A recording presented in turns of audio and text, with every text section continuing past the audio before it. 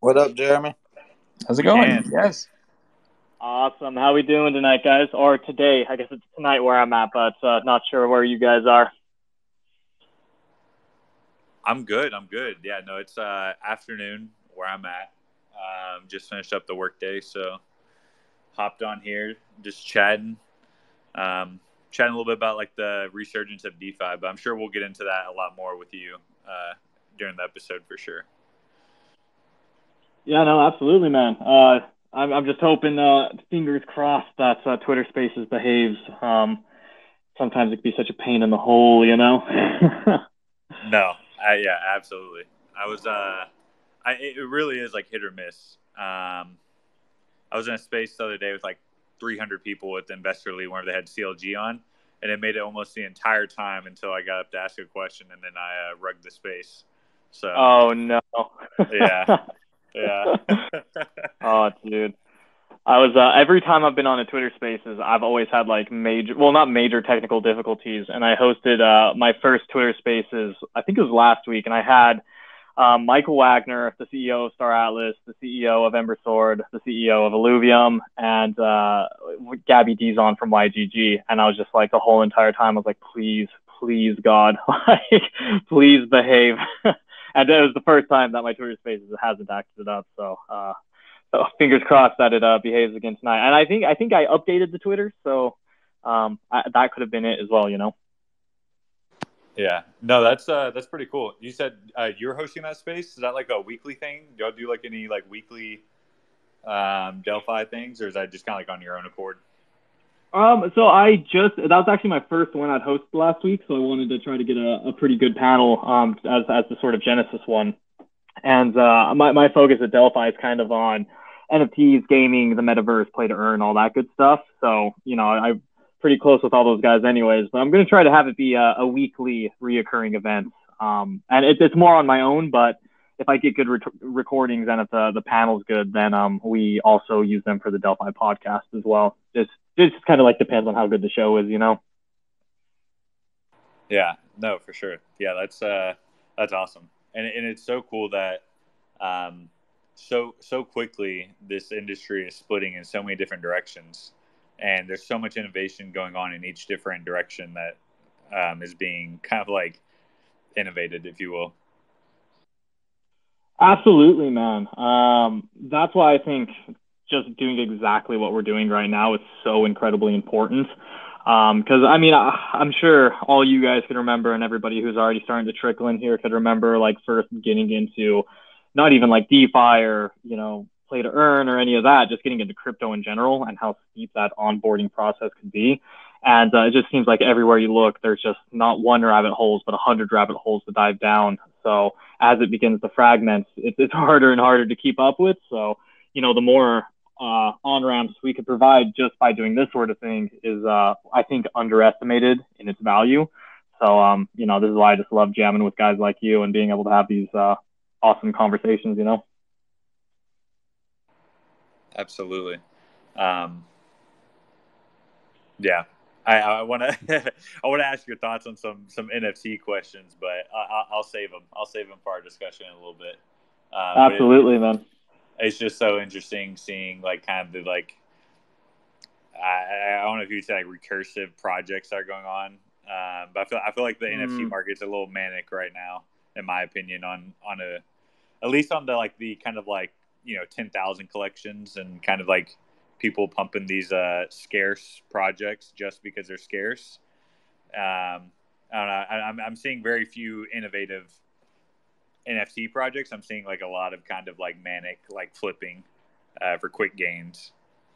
I love that, man. I love that question, but let's plant a flag there and we'll really dig into it in the show because it's such a great subject and there's so many different takes you could have on it, and I'd love to hear your guys' takes. But I've definitely been developing a thesis of my own surrounding that, so I'd love to dive into that in the show. But I already love the direction we're pushing in.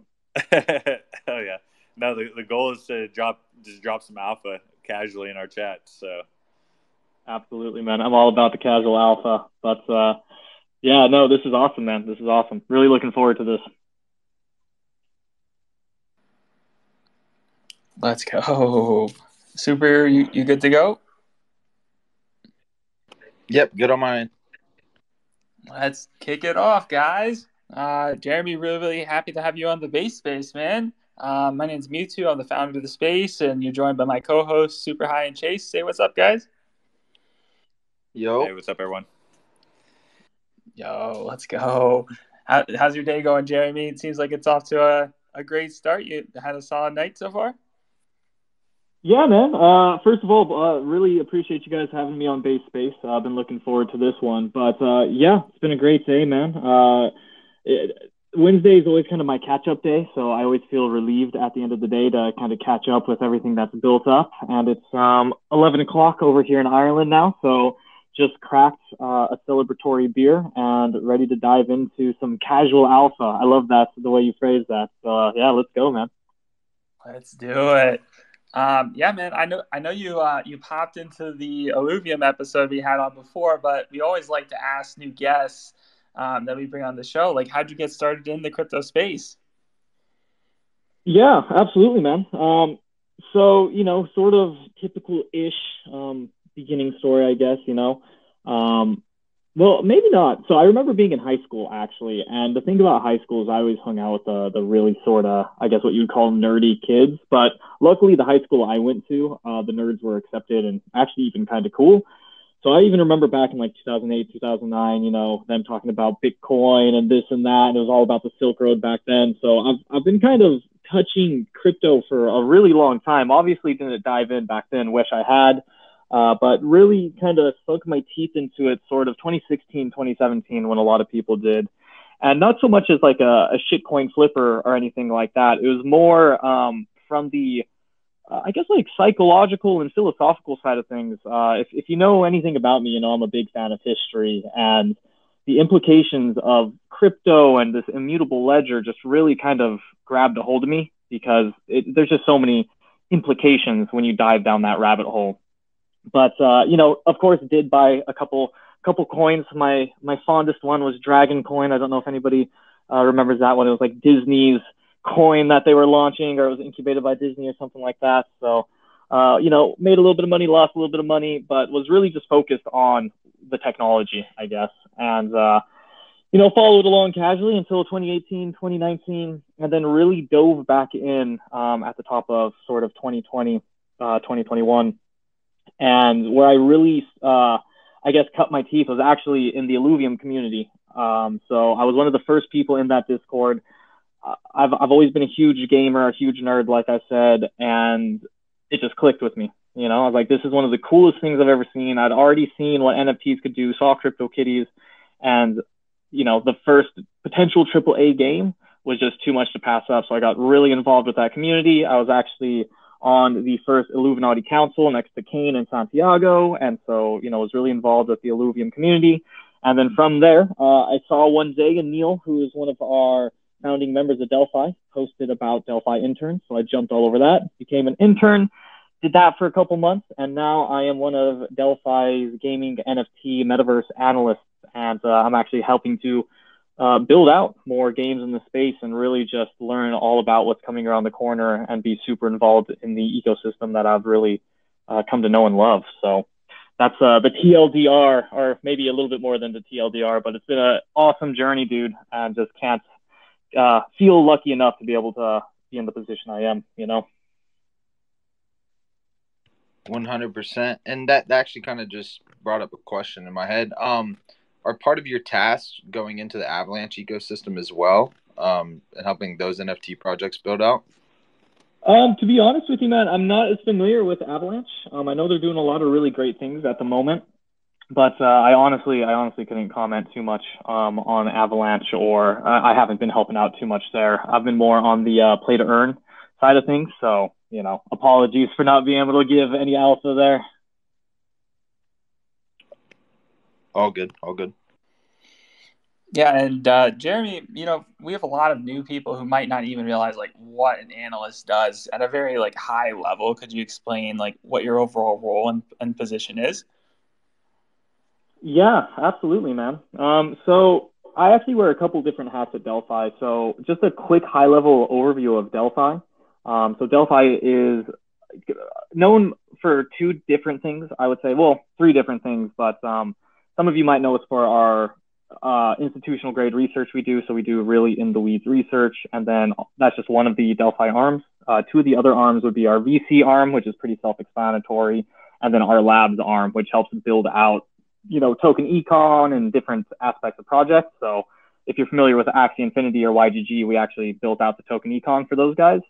And so that's just a quick high level on Delphi. And so what I do as a venture and research analyst is basically just make sure that I stay on the bleeding edge of my ecosystems, which would, like I said, primarily be sort of play to earn, the metaverse, and NFTs. And it's just, seeing what's coming out, analyzing trends and forces, and, jumping on calls with founders all the time in different projects, not only to learn more about the ecosystem itself, but then also to potentially invest in from the VC side of things. And once we make an investment with our VC arm, the beauty about our labs arm and our research arm is that's where we're really able to apply value.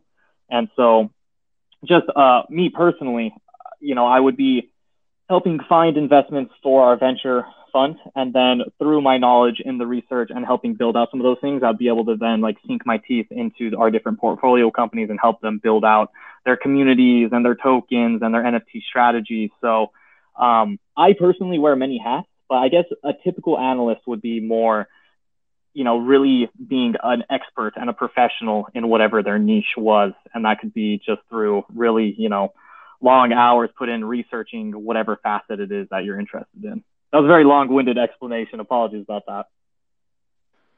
No, that's perfect. Honestly, the more detail that you can provide for our listeners, the better.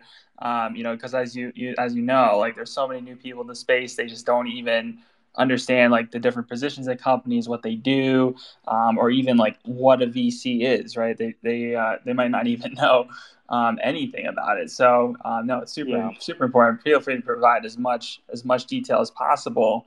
And then when it comes to Delphi Digital as our company, what is your overall mission? Great question, man.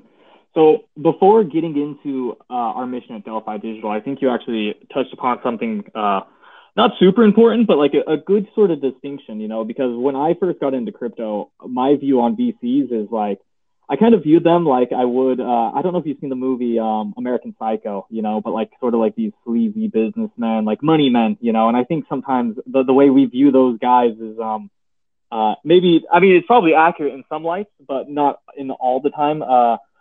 So, I thought a VC was just these guys throwing money around, and I'm sure some VCs are like that. But the way I would want to encourage a project to pick a VC carefully is, pick a VC that is A, going to add value, and B, is the kind of company or the kind of people you'd want to get a beer with. Because VCs are going to be your network, they're going to provide your network, and then they're going to also help you build out and add value to your project. So, definitely make sure you pick the right person to get into bed with, so to say. But so yeah, my own perception on VCs has definitely changed since joining one, obviously. But as far as Delphi goes, the simplest way to put it, to be honest with you, Mewtwo, is Delphi Digital wants to bring the metaverse one day closer if we can, and we're basically trying to do that however we can. And that's just by building out these projects to the best of our ability, or helping build them out rather, because we're obviously just one of many value adds that these people have surrounding them. So that would be the simplest way to explain what we're trying to do. Yeah, so it sounds like at a very high level, you're investing in projects that you feel are going to be core pieces of the metaverse, and you're linking these projects together, helping them network and build out your overall core vision of what you guys are thinking the metaverse should look like. Yeah, something like that for sure, man. And that's what's also such a cool part about it, because some of our portfolio companies do include things like Illuvium and Ember Sword and Axie and a lot of these different play to earn games. Some of them I can't mention, but then we also do have a lot of those infrastructural NFT pieces as well. We just recently invested in Nameless, and some others will be announcing soon. And once you begin to be able to have conversations with all these different peoples, you're just able to make connections, get people that might not have been in the same room together, and really start seeing, and I hate using this word, but seeing all these synergies begin to happen. Yeah, that word makes me cringe, I know. But it's true, you know, and it's cool to see how willing people are to work with each other in the crypto space. And I think that's something that's really special about crypto overall, is like, it really does feel like the Wild West sometimes. And it feels like we're all friends here, man. Like, crypto is such a cool and strange place like that. And a lot of traditional people I see get into crypto are also just completely blown away by it, you know, how different it is from the traditional business world. Yeah, I actually work in cannabis, and that's also like another kind of Wild West industry. And it creates this really fun dynamic, right, where you just never know what's going to happen. Things are constantly changing and evolving, and it really keeps you on your toes, and it makes you, stay educated, and you need to stay on top of the latest trends. And I'm really, really excited to just see like where crypto and this whole industry is going in the next 10 years. I can't even imagine all the different possibilities. Like, you can't even, it's like the internet, like when I was first exposed, like AOL dial-up, did I ever think there would be cryptocurrencies and, and all of this stuff? No way. Yeah, dude, it's like, I think we're at about the floppy disk right now, if we were to make that comparison, or they had the AOL dial-up. And man, like you say, 10 years, dude, I can't even imagine what it's going to look like in the next 2 years. Like, isn't it so crazy to think that 2 years ago would have been 2019, wind it back 3 years ago, like CryptoKitties were blocking up the Ethereum network. You know what I mean? And then we have Top Shot this year, like just how quickly this space evolves. But just to kind of provide some context there. So the Twitter Spaces I hosted last week, the title was called The Rising Tide, The Future of Play to Earn. And the future of play to earn is something that really fascinates me. And just to kind of couch it in a historical timeline, imagine that when, and this is just like technology, right? How quickly technology evolves. And when I looked at the numbers, it just completely blew my mind. So you can imagine the Wright brothers took their first flight at Kitty Hawk. I think it was in like 1903 or something like that, or maybe 1907. I'm going to mess up the dates here, but it'll give you the idea. So you have the Wright brothers at Kitty Hawk, 1903. You had the first V2 rocket enter into our atmosphere in 1944. So we went from dreaming about flying in the sky to soaring amongst the stars in 40 years, And then you had, I think Pong was like in 1973. In 1984, I think it was, you had Zelda. In 1996, maybe it was, you had the Nintendo 64. And then in 2001, you had Master Chief enter into our living rooms for the first time. Now, those numbers might not be exactly right, but when you kind of look at those numbers and you think about where we are now and where we'll be in 10 years, when you kind of just zoom out a little bit, it's truly mind-boggling how quickly technology does progress and what the future even looks like, because in 10 years, just, consider that having a VR headset sit on your desk next to your phone will be accessible to probably a lot more people. And I mean, even Chase has a VR headset as his avatar picture. Like, even the implications of that are staggering. But anyways, I didn't mean to go on a rant there, but these are the things I think about. No, rant away, because I really do view this space as like a complete blank canvas. And I think that's like the beauty of what this technology allows. Seamless collaboration with anyone around the world that has a like-minded idea as you. And it's kind of, your wildest dreams are kind of, you can create it. So that's awesome. Shifting gears a little bit, because I do want to dive into NFTs. And I feel like the term NFT is such a loaded term, and it could really mean like anything. But generally speaking, in your role, when you're evaluating NFT projects, like, what are some of the criteria that your team is looking at before making like an investment? And I guess like maybe it'd be good to preface that in terms of like blockchain gaming NFTs, or kind of like an art collection NFT, or whatever it may be. Sure. Yeah, man. Great question. So Delphi actually has two investment vehicles. One of them would be Delphi as a core. So that'd be Delphi Ventures. And then recently we spun up a new fund called Infinity, which is our NFT specific fund. And so G Money, some of you guys might have heard of G Money, runs that fund, and I help G Money run that fund. So we work very closely together to help curate what goes into that portfolio. And what we're looking for Infinity and Delphi as well, because it does kind of, they are one and the same in a certain sense. But our investment thesis there is, we're not looking for individual NFT plays. Like, we're not looking at the trends and forces to see what Mystic Axieland is selling for cheap, which is totally cool and valid. but we're looking more at the foundational pieces that will power the next wave of innovation that's coming around the corner. And that could be anything from like an NFT marketplace to an NFT SaaS layer to an NFT curation protocol to NFT contract toolkits, you know, or smart contract toolkits rather. So it's pretty broad what we're looking at. And it's basically like the short answer is not so much NFTs themselves, even though we have vetted and looked at some of those plays, but it's more trying to find the projects and the founders and the team that are really looking to push the technology and innovate and push things forward, which is, you know, why we're working with Illuvium and all those different plays. One we invested in recently that might kind of give some more color here is, some of you guys might be familiar with Jimmy McNillis, and if the name doesn't ring a bell, some of his projects might. And he was the founder of Avastars, and he spun up NFT 42. And recently he's been working on a project called Nameless. And if Nameless doesn't ring a bell, what they powered might, which is VFriends. So they built out the NFT smart contracts and basically built out that entire drop. So Jimmy McNellis and Nameless are looking to be that white label solution for companies coming into the crypto space. So if like Nike wanted to come in and spin up a storefront and NFT smart contracts, Nameless would be the kind of people to do it. So that's the sort of plays like we would be looking at. And, you know, that could be a lot of other different things as well. Gotcha. I'm actually really curious, like with the NFT market going so hot right now, and like I feel like OpenSea right now is kind of claiming the lion's share of the volume. I know there's like Rarible and there's a few other things, but I'm actually curious, are there any kind of like decks, but like for NFTs that are on your radar right now that have like a community token and will be kind of like community owned? If there'll be any, did you say DEXs?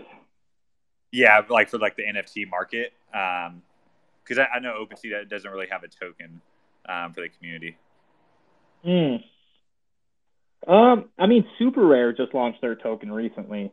And for transparency, I did pick up some Super Rare. I didn't get any of that airdrop, but like DEXs in particular, not so much.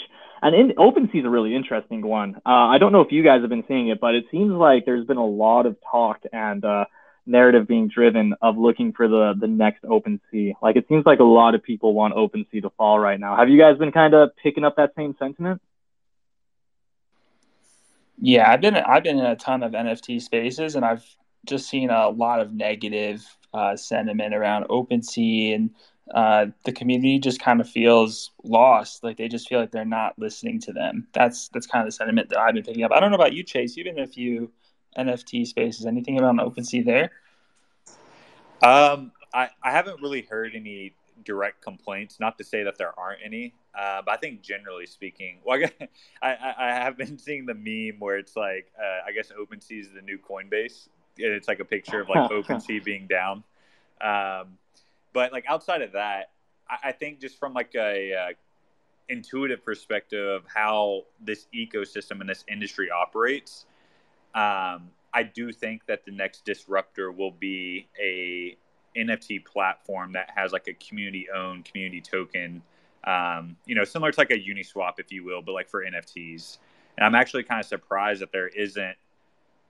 I guess I'm just really surprised by the growth of OpenSea without it kind of being that like traditional crypto ecosystem that we see, you know, where there's like tokenomics involved and kind of everyone grows with the underlying DAO or company or whatever it may be. Rarible's cool in that respect. I think one that doesn't get enough attention as well is Zora, because Zora's done some really cool things and made some really cool tech, like the Zora, auction house, and their curation functions and how they've like open sourced a lot of their stuff. Really love what Zora's doing. It's just they don't get a lot of time in the spotlight. And OpenSea is an interesting one, man. Like I have mixed feelings personally about OpenSea, and mostly good feelings because I use OpenSea all the time. And like now that I know how to use it, and once again, I think there is a bit of a learning curve to OpenSea. Like it's a bit overwhelming, but once you kind of learn the navigation there, it does become a lot simpler. But I think a lot of the sentiment is OpenSea feels, and maybe what you're trying to get at, Chase, is like it feels kind of centralized in this decentralized world, you know, and it's really slow to ship products. It's really slow to pivots. You know, they just raised what it was like $100 million, and it's like, what are they going to do with that? How long is it going to take to improve and upgrade? And I think also maybe that's just a cultural and mindset thing, because I think when it does come to crypto, we're used to things moving so fast. Like, what's the joke? Like a week in crypto feels like a month feels like a year. So when you see a Goliath like OpenSea moving slow in the space, it just doesn't quite match like the cultural narrative and the decentralized narrative, which is where I think maybe where some of those mixed feelings are born, if that makes sense. No, yeah, completely. I'm actually curious. You said you've been on OpenSea. You know, not to like shill your bags, but are you do you have a Pudgy Penguin, Bored Ape? Do you have any kind of like, do you shoot for like the one of ones? Just curious. Sure, dude. So this is actually kind of funny, right? Even though I am an NFT and gaming analyst and all that stuff, I actually don't yet have any PFPs.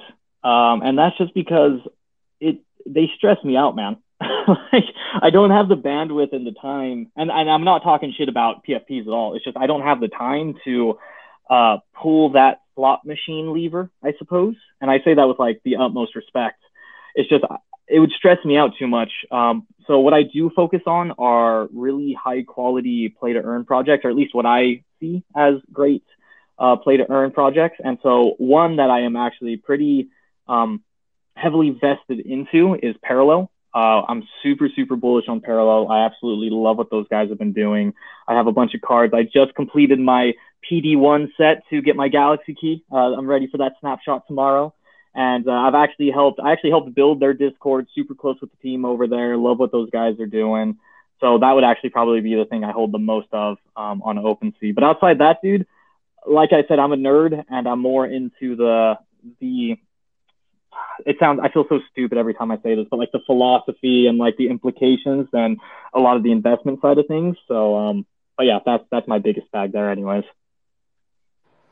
Yeah, no, I hear you there. I'm actually curious, maybe because like you're kind of like hinting towards it, maybe to build on it a little bit, like philosophically, like these play to earn NFT blockchain games, like where do you kind of see that ultimately like leading to? Because I've heard some people I've heard pro cases for what it could do for people economically in the future, but I've also heard con cases of like how it could lead to potentially kind of like farming operations where people are kind of like taken advantage of in less fortunate situations in the world. But I'd be curious, like, hear your view on how you kind of see that playing out in the larger global society and the play to earn. Absolutely, man. So I've definitely had great conversations on both sides. Actually, I think it was like 2 or 3 weeks ago, I was on a panel with a bunch of the Solana guys, and I was talking with Unique Club, Alex from Unique Club, and Dean from Grape, and we were talking about a lot of the cons. And there's a lot of things to be said there. And we could definitely dive into those because I think they're really valuable conversations to have as far as the farming goes and all that sort of things. But I'll start off on the positive side of things, I suppose, first. So, yeah, man, I think when you zoom out on play to earn and gaming and where those things are going, I think we are truly doing a couple different things. First of all, I really do believe we're creating a new job class and a new financial ecosystem that's never before been able to exist. And I really do think that, like, in the next 5 to 10 years, dude, like when people are playing Star Atlas or Ember Sword, you will literally have like professional space pirates, and you'll have people who are really good at making swords. And yeah, you'll have people that are farming. You'll have people that are landlords and, you know, all sorts of crazy stuff. So I think, like, when you zoom out, we are really creating, a new job class. And this is going to be supplemented by DAOs. This is going to be supplemented by the metaverse, you know, Web 3.0. And and the reason why I'm really bullish on that is because I don't know if any of you guys have ever talked to like anybody under the age of like 16 or 17 about play to earn or NFTs or anything like that, but it clicks with them, man. Like, every single kid right now under the age of 16 is super digital native, and it's a really easy step for them to become crypto native. And when you explain it to them, they're like, yeah, no, that makes sense. Like, I want to own all my shit. And then to take that one step further, dude, our grandchildren are going to laugh at us when we tell them that we didn't own all of our assets. That's going to sound like a very crazy concept, I believe. So I think when you zoom out, that's where things are going. But I'd love to hear what you guys think, and I'm totally happy to take that any sort of direction. Also, I want to shout out I see those guys listening in. That's a really cool project on Solana, and I really love what those guys are doing as well. So definitely check them out. What project was that you said? All Art. They just entered into the room. I see there. Oh, okay, nice. Yeah, I mean, generally, I'm a pretty optimistic person. At times, maybe even like naive, but I think like blockchain has even led me to be a little bit more naive on this world, because it just like, you have all these crazy use cases that can be enabled. But generally speaking, no, I think it's a plus, because I think it grows the pie overall for everyone, to where everyone can kind of earn and have a living. And as somebody who's like grown up playing games myself, like this allows for, it's kind of like that like cliche, like, your parents getting onto you because you're sitting inside like playing video games all day, like it's a waste of time. And it makes it to where like a game theory can play out in a monetization to where there's like no wasted energy, whether you want to look at that for good or for bad, but just generally saying, like, with that, you have like production, and with that grows the pie larger for everyone.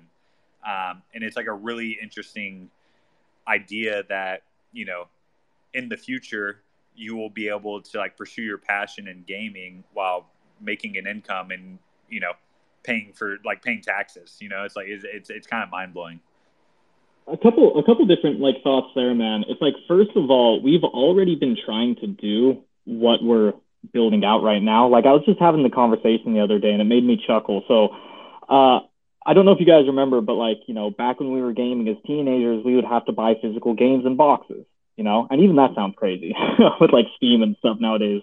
I can't imagine actually buying a disc anymore. But I used to like let all my games like build up, and then I would go into GameStop, I would bring in all my boxes and exchange it for another game. And that like essentially is kind of like what we're doing on like a much clunkier level. You know what I mean? And then to zoom out from there, sweat equity, right? So all the time we're putting into these games I view as sweat equity, and there's no way to capitalize that. And the thing is, like, people have been capitalizing on that though, but in the black and in the gray markets, which are really dangerous, because if you're caught in those gray markets, like if you're trying to sell gold on WoW or gold on RuneScape, or you're one of those farmers and you get caught and you get your like account totally banned, like there goes all of your work, all your time put in. And that sucks, man. What also sucks though is that these gaming studios don't get a cut of that. Like these major gaming studios are literally missing out on hundreds of millions of dollars in revenue by not allowing those things to come on chain. And maybe not allowing them is the wrong way to phrase it, because it didn't exist. But I guarantee you'll see a lot more gaming companies, major gaming studios, coming into the space sooner rather than later, just for the financial incentives to take part of those markets and to have those markets introduced into their own ecosystems. And then, I mean, like, to take that like one step further, and then I'll shut up here, but Gabby Dizon, and if you guys don't know who Gabby Dizon is, he's the founder of Yield Guild Games, which is just an absolutely incredible project. He tweets every now and then about his child, and I think his kid must be like 12 or 13, maybe 14 years old. And he'll tweet things out like, my child now like has more money than I did up until very recently. And like what my kid is doing in playing like Axie is teaching them about the markets, teaching them about DeFi, teaching them how to manage money, teaching them about game theory and social skills. And this is also going to pay for my kid's future college, my kid's future like entire education, and like really get them started.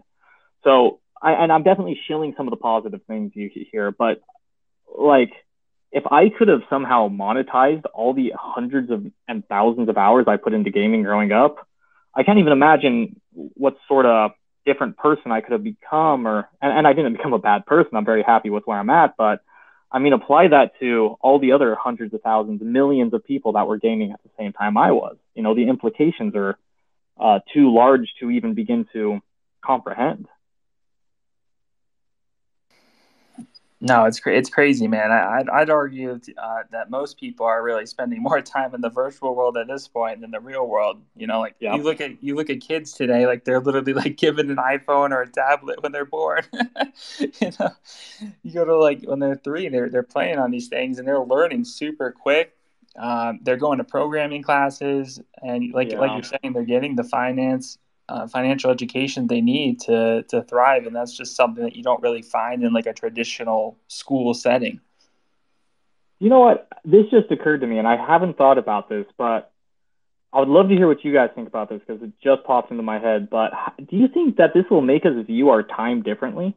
Like it'll make us feel like our time is more valuable? Because like to me, I would sink 100 hours into playing a single Skyrim character because it was fun. But in the future, I might view that time differently. And maybe that like will have other implications to where I might be more efficient with my time because I'm actually adding value to my time. And time is our most valuable asset. If that makes sense, I don't know. That may sound completely crazy. I think he completely hit the nail on the head, right? Like coming from a fellow gamer, I used to stay in my room for 16 to 18 hours a day, literally just grinding Call of Duty, playing competitive matches, wagering, stuff like that. So like there's definitely other kids just like me and other people just like us that play nonstop. Or I mean, I don't anymore, but I used to. And if you could monetize that like a play to earn, kids would go nuts. That's all they would do. And then say you earn that money, right? And you get to save up and buy your first car by the time you're 16 just from fucking playing, just from playing video games online and earning. Like that's sick. I totally see it going that way. But doesn't that make sense though? Like if you put in like, because it takes what, 10,000 hours to become a professional at something? Like I would argue that most of us probably put in 10,000 hours into video games.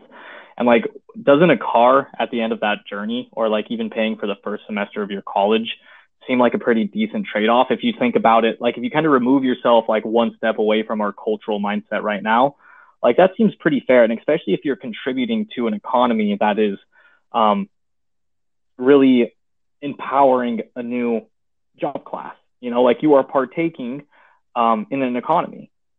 But I don't know. It'd be interesting to think about that. Like, so if you're 16 and you're making money in play to earn, or even if you're 13, like, I wonder what taxes look like there. That's just also a random thought. But like, are 13-year-olds paying taxes in the future as well? Yeah, I think one thing, in addition to like that time aspect where we respect our time, I think it will be where it will provide us an opportunity to where we can pursue our passions, like what actually we find enjoyable to do. Because in this new world, once, what we have envisioned, what we see being applied with this technology, you're going to have so many different ways to monetize whatever it may be. And so with that, I think I think it'll be a thing of the past of people taking jobs just to take that job to pay their rent. And we'll be more closely aligned as a society to where it's like, I'm contributing to this cause or this effort because I actually find value within my own life and like contributing towards this. And I think that in of itself has like untold like a positive domino effect, and one, growing the pie larger for everyone, but two, just like enjoying your life as well from like a philosophical standpoint.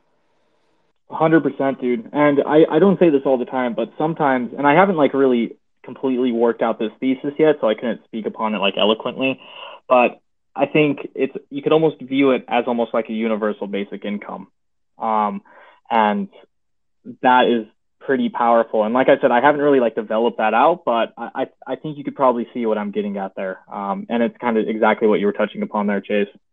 Yeah, no, absolutely. And I think it's starting to trickle through. And I think if you hang out, enough of space, I hear people kind of mention it from time to time. Like we had Jiho on from Axie Infinity, and oh, cool. that was basically kind of like what we were getting at. And and I think with that, like I think it's a net positive. If you can gamify it and somebody can do whatever their passion is, like even if your passion is like planting trees or like cleaning up trash out of the ocean, like all you need is data. So like if you could have weather satellite data beaming that information, and they could definitively prove you planted X trees or you cleaned up X like trash in the ocean because they can monitor that from the satellites, like whatever it may be. As long as there's data, you can kind of create incentive-based rewards around behaviors. You gamify boring, monotonous, dangerous tasks and incentivize people to pursue those tasks in a different kind of way. Like another great example of what you're kind of touching upon there, Chase, is like factories, you know, like if you could create autonomous robots where you could just slap on a VR headset and from the safety of your own home work that way, that also becomes a really interesting future as well. Now, the only fear here is entering into a future that looks very similar to WALL-E, you know what I mean? Where we're all just like super fat, obese people chilling in our like virtual chairs, you know what I mean? That's something that kind of concerns me a little bit. But at the same time, maybe if we are liberated from these monotonous, boring tasks and we improve our overall life conditions, I think that does have a positive impact on our psychological condition, which hopefully will encourage people to take better care of themselves and further enrich their lives through exercise and having more time to pursue the things they want to, whether that be exercise, fitness, health, or just, I guess, spending more time in the metaverse. But it'll definitely be interesting to see how that plays out. Yeah. So I know we kind of got a little bit away from NFTs, but I do want to ask you, because we had planned a flag earlier. And, I do want to kind of bring it back to that because I'm actually really curious. Like, I think the NFT market, like you were talking about, like there's many different sectors within the NFT market, but specifically within the PFP NFT market, I think we're reaching like a manic phase, like in the OpenSea area. Not necessarily like blockchain games like Axie Infinity and Illuvium and stuff like that, but specifically with the OpenSea marketplace, I think we're like getting to a point where, there's only so much liquidity flowing around. There's only so much demand. And I'm just seeing an insane amount of supply flood the market.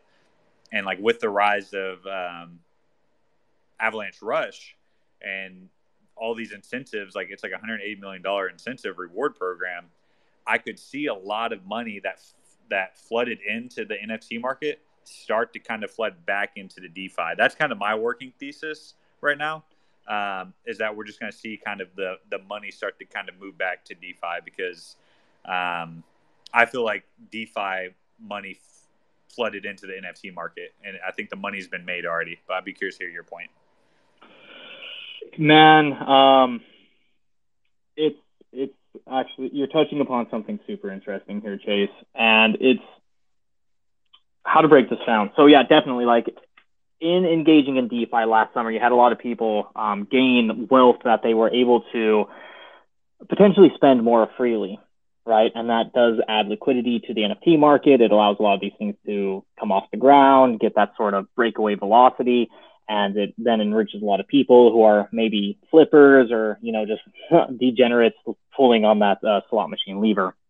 But I think what you're getting at, it's like, as you kind of build yourself up in the NFT marketplace, it's almost like DeFi is your bank account, right? So a lot of people are beginning to build up savings and they want to put that capital to work somewhere else because you don't want to you want to diversify. I think it's TLDR here. And like even right now, like I'm sitting on a decent portfolio, and I'm starting to get a bit itchy thinking, okay, I want to put some of my portfolio to work in other ways. And DeFi makes a lot of sense for that, so parking it in a good sort of stable coin and letting that APY build up some stuff and begin to plan a little bit for the future and to be able to get some decent returns in maybe a more responsible, less degen-y kind of way. But to take that one step further, I think part of that next wave of technology we'll see come with NFTs will be, DeFi and NFTs mixing. So like programmable NFTs to where you can integrate some of these DeFi principles into your NFTs. And we already have the first glimpses of that with things like charged particles and really cool projects like that. I mean, I don't know how many people know about charged particles here, but they're basically doing NFTs and DeFi.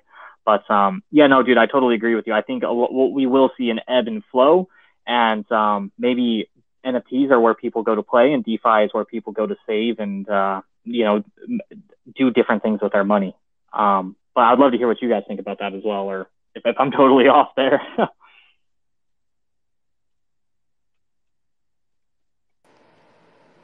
You two, Super, do you guys have anything you want to add? I feel like I've been kind of like I just think it's DeFi summer. I think there was a while back. I think it was like 2 weeks ago. I tweeted that it was the NFT top. But I mean, then again, I could be wrong. I think smart money knows that there's other places to make money quicker, like the Avalanche ecosystem. People are Joe went 20x in less than a day. I mean, like, there's just other places to make money right now. And then, I mean, I'm sure money will flow back into NFTs at some point, but I just think it's DeFi season. I kind of disagree, actually. I think it's NFT summer, man. And I think it's NFT summer this summer, and I think next summer will be play to earn summer. Now, I will caveat that with that I am totally, totally biased and the wrong person to be arguing that point, because I am an NFT and gaming analyst. You know what I mean? But I'll tell you why I think that. And I'd love to hear a counterpoint. But the reason I think that is because let's take Axie, for example, and we'll go back to that sort of cultural mindset, okay? Our crypto cultural mindset, and I'm speaking more for myself here, and, you know, you could paint it broadly if you'd like, but I think in crypto, we're used to being in a niche, okay? And I think we're used to kind of like being, like we're used to a smaller space. Now, something that Axie has demonstrated is what a little bit of adoption looks like. And I would argue that Axie hasn't even gained a mass adoption yet. Now, we saw a huge run on Axie, and that's because that's what scaling looks like. And, you know, I'm sure Jiho could talk for days about the headaches that created. And the team, Sky Mavis, has done an absolutely incredible job in keeping up with that demand. Now, that is just the tip of the tip of the tip of the iceberg. It's the first snowflake on the top of that iceberg as far as what true numbers coming into crypto look like, right? And so I think with NFTs, gaming, and play to earn, that's where we will see some of the mass adoption taking place. Because no offense to any DeFi people, but I don't think we'll see mass adoption happen through DeFi. It's just the on-ramps, and it's just not easy. NFTs, gaming, and these different things, when you abstract away some of the hard on-ramps, it becomes a lot easier to onboard people into crypto. A lot of people say it's the Trojan horse, if you will. And then once you get people into the crypto and you see this larger adoption begin to happen, that's when you see some of that then begin to flow into DeFi, because like we kind of touched upon earlier, it becomes really interesting when people learn DeFi through playing Axie. And that's something that I love about play to earn is the crossroads between NFTs and DeFi. You learn about DeFi, and if the game does it in a clever enough way, they'll teach you how to stake and how to do yield and all that good stuff. And that's when you see some of that trickle into DeFi. So I think we'll see adoption happen through NFTs and gaming and then begin to move into DeFi, because that's sort of the onboarding process, if that makes sense. And once again, I still think we're just at the tip of the iceberg. And as this begins to snowball, as we see all these other incredible AAA games come online, and we abstract away some of those harder things, that will begin to really see breakaway velocity.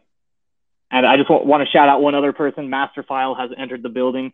Love to see you in here, man. Another incredible project, and another Portco. So definitely check those guys out as well.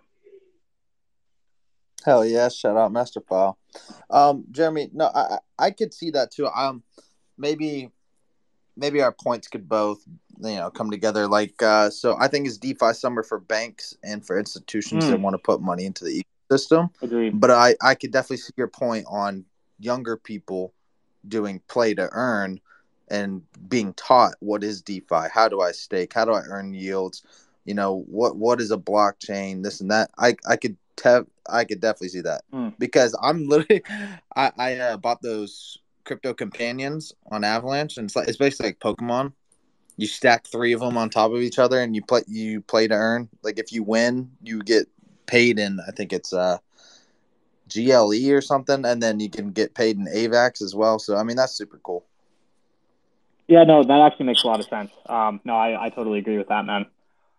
Jeremy, I'm actually curious. I hate that we always have to rely on these analogies that we do in this space, but if you had to kind of plant a flag in the year mark of where NFTs are in terms of innovation, I mean, I kind of view we're maybe at 2017, 2018 of what we were seeing with tokens and crypto, and actually starting to be able to have some use cases poke through, but we're not at mass innovation yet. Where do you think we're at in kind of seeing NFTs in terms of like what we've seen in other areas of this industry?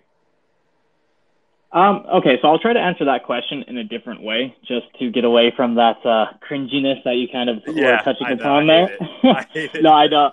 I feel you, dude. But you know what? It's an easy analogy to make. So I'll get away from the year, and let me put it like this, okay? So and I'll stick with my own personal thesis here, and it could be totally wrong. So I'll begin by saying that I believe that everything will come on chain at some point because it makes sense. An immutable record makes sense. And we're not talking about crypto or the Silk Road or shadowy supercoders or whatever the term is there, but everything coming on chain makes sense from an infrastructural standpoint. And so for everything to come on chain, such as your passport, such as your mortgage, such as your deeds and that sort of thing, right now what we're having to do is build out the foundation to allow that to happen and work out all the bugs. So when those things come on chain, like the technology is good, solid, and tight. We can't have these crazy rugs and scams happening with people's mortgages. And so right now we're at that point to where like we have to do it with art and collectibles and like your avatars first, because those things people can't stand to lose, but people can't stand to lose their mortgages and their passports and their identities, you know? And so that's where the real disruption will take place, is when we get to that point. And right now, like, honestly, dude, we're just playing with JPEGs and we're playing with like fake internet money, like to put it in a really like tongue-in-cheek kind of way. So I guess like if I had to nail a year, I don't know, like what are we in, like 19, like, well, like I said, we're at the floppy disk anyways, if that makes sense. No, yeah, it does. And also, just for the record, I am extremely bullish on NFTs. I think the upside in the NFT area is literally limitless, because yeah, like you said, you can literally bring everything onto the blockchain. And when I say I think we're kind of like reaching like the manic phrase, it's kind of like in that PFP market where it's like, you know, money for like pictures and there's just people just like flipping. I think that specific area right there, I think we're probably nearing a local top. But in the larger scheme of things, like with the Axie Infinity and stuff like that, I think we'll see like continued adoption. I'll give you real quick on the PFP. I'll give you my nerdy zooming out perspective there, and I'd love to hear what you think about it. So I like, once again, the reason I don't touch PFPs is, like I said earlier, they stress me out, and I don't want that stress in my life necessarily. But what I think the really valuable thing, and the thing that really fascinates me about PFPs from, once again, like an analyst point of view, is what they're accomplishing on the tech side of things. Now, I don't care about Bored Apes. I care about punks, and I do care about Bored Apes, but like the Pudgy Penguins and all the other things, and I guess I care about those too. But what I'm trying to say is they are solving problems that need to be solved. Okay, I look at them as an evolution of the technology. Okay, so the reason we're seeing so many iterations upon PFPs and these avatar profile pictures is because we're hitting on a thread and a theme that needs to be figured out. And some of the things we're figuring out in this PFP experiment is like how to build a strong community, what sort of drops work, how to add utility to your NFTs. And like we're seeing the evolution in a chapter of history, right? Because like right now we are going through the PFP chapter in history. And what lines will be written in the history books when we talk about this? You know, like generative art, for example. You know, to me, generative art isn't ones and zeros doing random things. To me, generative art is a true art form, because the people who really pull off incredible generative art projects are people who are masters of code and AI and all sorts of other crazy wizard shit that I can't even begin to understand. And what that demonstrates is mastery of something. Now, we as people in our little ape brains love it when people master something and they could produce something that shows that mastery of an asset. And that is what generative art is. When a PFP project really takes off, that shows a mastery of being able to cultivate a community, to really tap into that culture, to hit the right drop. And like, there's a little bit of luck there. It's timing it correctly, but we're seeing the evolution almost in a Darwinian sense of the technology right before our very eyes. So the reason I choose not to focus on it in an investment point of view, but in a technology point of view, is because I think that's a lot more fascinating. How these things evolve is a lot more interesting to me than pulling that slot machine handle, if that makes sense. No, yeah, completely. I will say on the topic of this, a Fidenza. Like Fidenza is like my kind of like, I would not mind owning a Fidenza. There's something like extremely unique and Me neither. kind of mesmerizing. I don't know, but yeah, maybe one day it'll get added to the collection.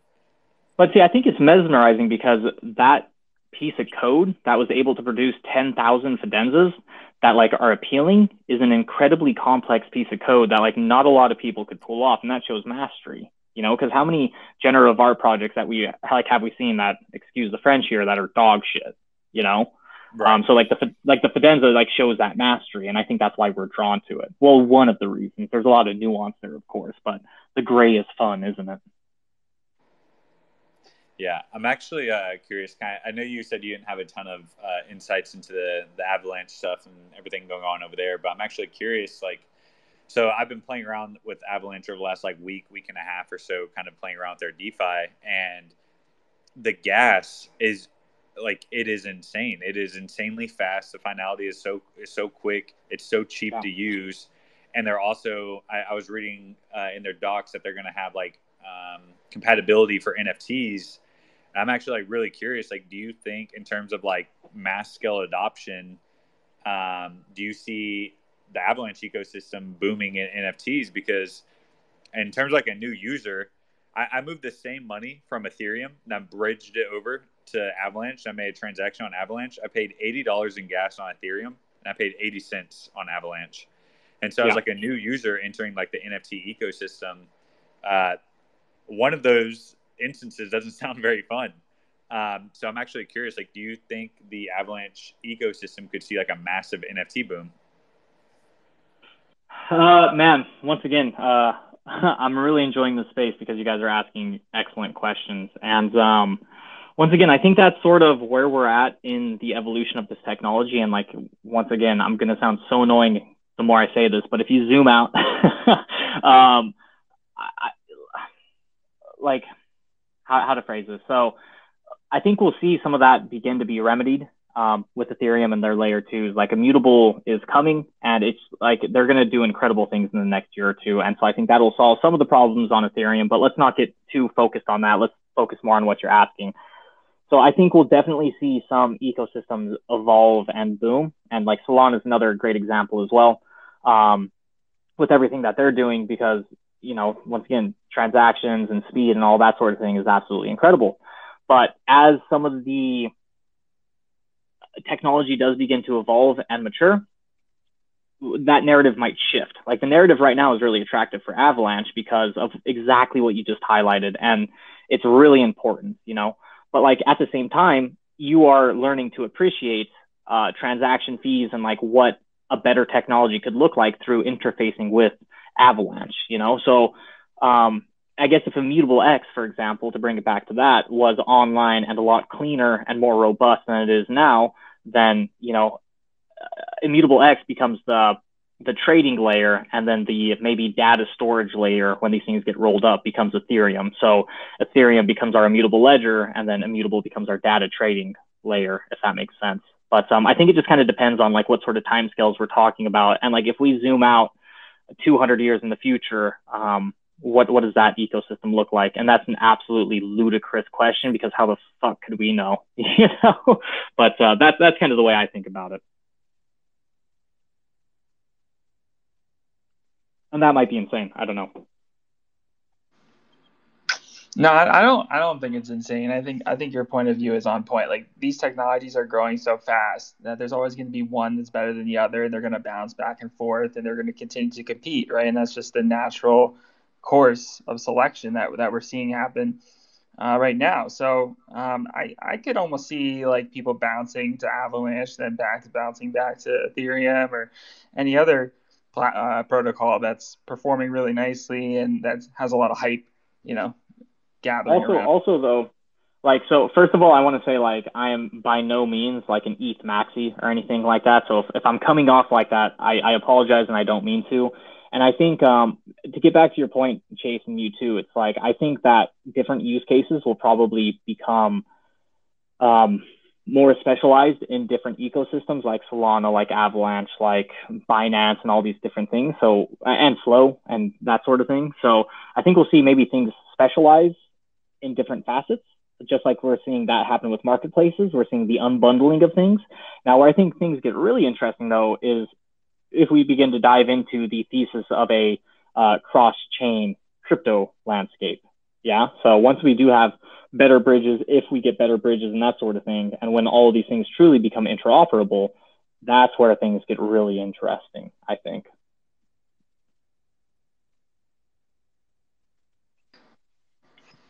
No, 100%. It's gonna be mind blowing. I just don't even know where this space is going. But I'm curious, like from your perspective, like I know we've talked a lot about like profile pictures and gaming and so forth.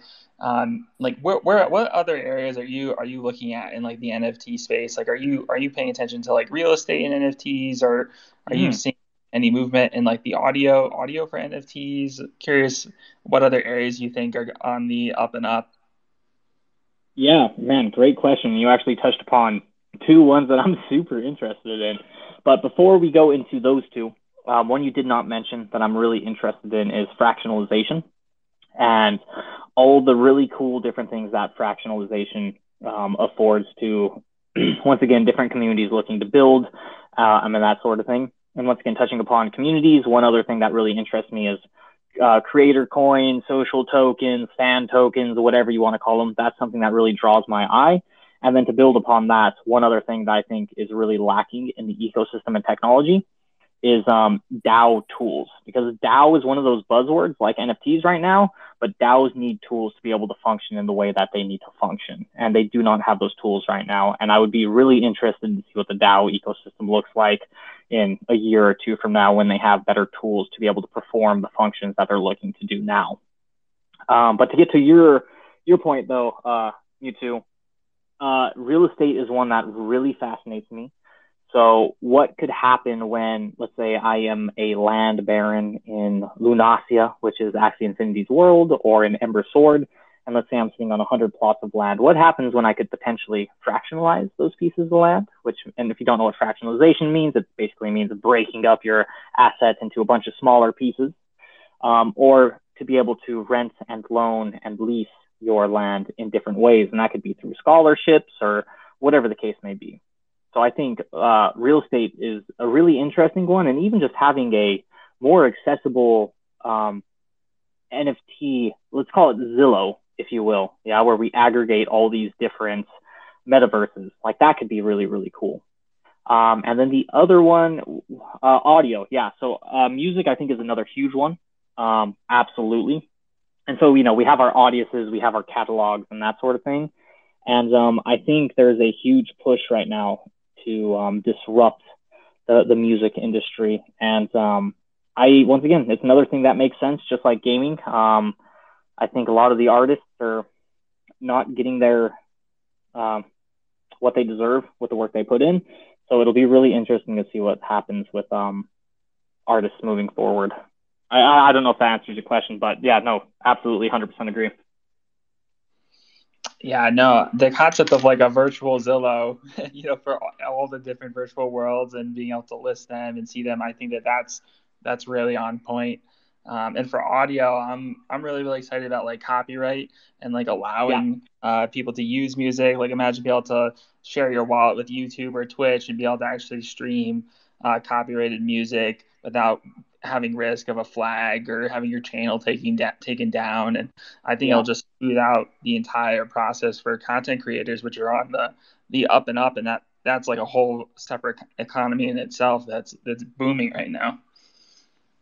Yeah, no, I totally agree, man. You actually touched upon something really interesting there. And that's another one of those, once again, like nerdy philosophical points about decentralization is how, like, let's say you are a influencer on a social media platform and you say something that gets the left or the right really riled up, and then you get delisted, you get blacklisted, whatever the case may be. Like, that doesn't exist on a decentralized blockchain system. There is no censorship. There is no... like that doesn't exist, and we could do that in different ways, of course, like with reputations and with upvoting and downvoting and all that sort of things, but you don't get scrubbed from the system. So that's something I'm also really excited about, bullish on, if you will. And And there was one other point you made there, but it's absolutely escaping me. So, yeah. No worries. No, I think the concept of like a decentralized social media is well needed. You know, I think even just on the few people I interact with on it every day on Twitter, it's they get censored for posting things about crypto. It's like and or they get flagged for things that the algorithm thinks are one thing, but it's not actually that. We've had friends just, if you say certain words in spaces, they get flagged and they get banned from spaces for months. I mean, it's just not an ideal situation. And like everyone should be able to say like what they want to say. There's good and bad to that. But I mean, if we all have like social reputation scores and things around that nature, you could kind of weed out who's who's spam and who's real. Yeah, no, absolutely, man. One thing I wanted to touch upon real quick, as far as like some of the people in the audience and just people in general is like how people could potentially get started in crypto. Because well, before I go into that, like first of all, let me just like say that I think that every now and then we need to pause and take a moment to appreciate where we are in crypto. And like, cause it's a pretty small world. Like I know that crypto sometimes seems overwhelming and like there's a ton going on, but like when you really look at the numbers, like there's like what, 1% of like how many active wallets are there? Let me put it that way. Not a lot. So like every now and then I have to pause and once again, zoom out and like look at where we are in the technology. And it's kind of going back to your point earlier, Chase, like where are we in this like year? And it's pretty early, so like I like to pause every now and then and just like feel nostalgic about where we are. Like I was thinking about this today, even like we are in what will probably be argued as like a golden age.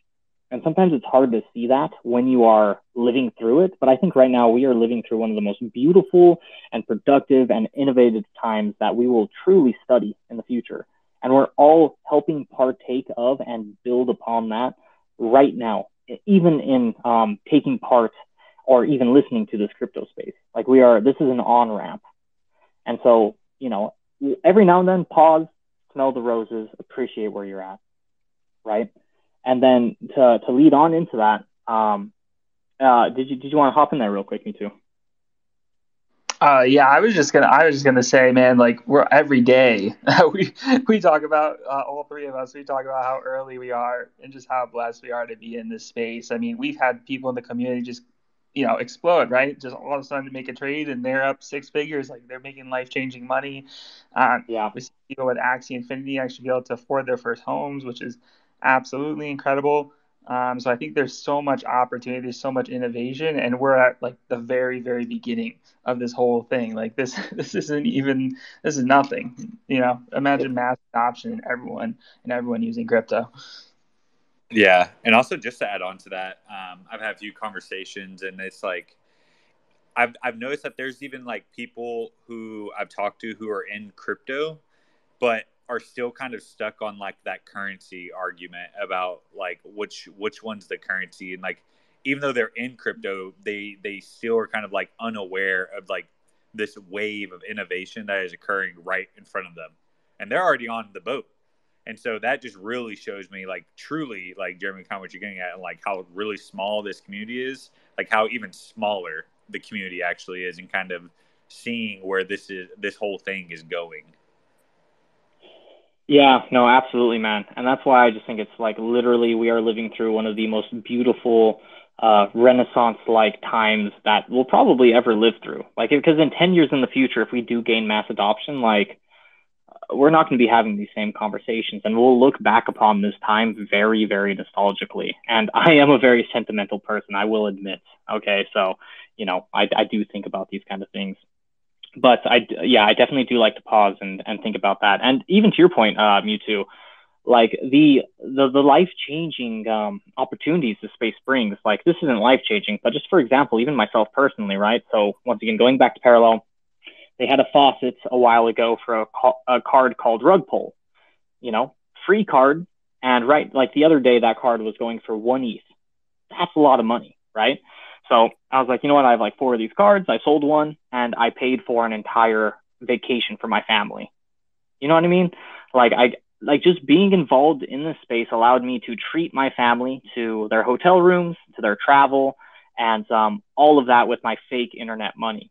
And man, that felt so freaking good. And I'm sure we all have stories like that. You know, you hear the stories, you know, I just paid for my parents' mortgage. I just bought my mom a car. You know, I just paid off my student loans. And like, we are being empowered in a certain sort of sense. So that's kind of what I mean by like stop and smell the roses, and just being able to partake in this incredible community is a gift. Yeah, I still, even though it's been like a year or a year plus since it's happened, but even like that, the Uniswap airdrop, I wasn't one of the people that sold it for a PlayStation 2. I actually held on to mine for quite a while, and made a nice little amount. And you know, just like in retrospect, thinking about it, I was like, where does that happen? Like where else? It Right. is literally it's crazy. It really is. So I'm with you on that, Jeremy. It's awesome. Yeah, and like I guess the next part of that, man, is like once again kind of like touching upon something we've kind of been jamming on throughout this whole entire conversation. Once again, I really appreciate you guys for allowing me to have this conversation with you. But it's like how, like if you're in this room, and if you're in this room, maybe you're somebody who's just entered into the crypto space, and one question I get asked a lot is like, how do I get involved? How do I find my niche, right? How do I find where I get plugged in? Because, you know, I'm not a coder. I don't know numbers. Fuck. And there's a lot of different ways you can do that, guys. And it's through being involved in community. You know, join a DAO, learn about that, because each thing you join and like dive into, you're going to learn about, right? And if you really are focused and have that eye of the tiger, if we're talking about Rocky or whatever, you're going to find opportunities. So one thing that I think is like incredibly underestimated right now is community managers, community curation. If you're good with people, hop into a community, get involved. That could change your life. At the top of this conversation, I said where I cut my teeth at the beginning of this year was Illuvium. Now I'm an analyst for Delphi Digital, and I got to host a Twitter space last week with some of the craziest play-to-earn giants in the space. Like, I can't believe my luck. But it's through finding your space. It's finding your thing, you know? So if you're good with people, find a community, get engaged. If you're good at marketing, find a project that you're passionate about that doesn't have great marketing, offer your services, become a mod, you know, and grind just a little bit, because grinding is something that's really valuable in this space. You know, put in 3 or 4 months, maybe it'll allow you to go full time into crypto, quit your job, and this is the beginning of your journey. So don't be afraid to do what you're good at and try to find your thing. That might be the best advice I could give to somebody in this space. But I'd love to hear your guys' perspective there as well.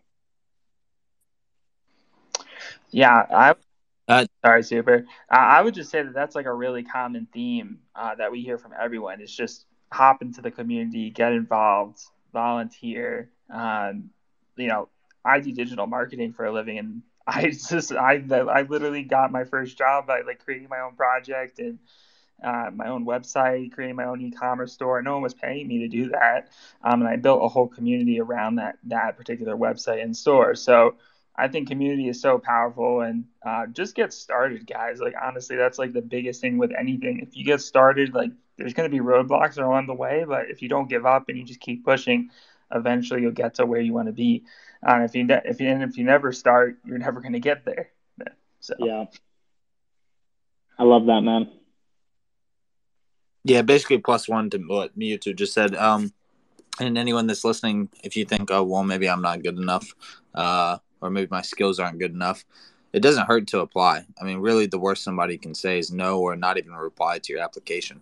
But on the off chance that you do get somebody that does reply, and like Jeremy was saying, that's your start in the crypto space, I mean, take it. Even if it's not, say you want to go work for Chainlink. I mean, there's going to be stepping stones before Chainlink. Obviously, you can't just, or most people can't just go and apply for Chainlink and get the job. So don't be afraid to take, I wouldn't say a lesser position, but just a different position in order to get to where you want to go. Man, just to tag on to that as well, such a good point, man.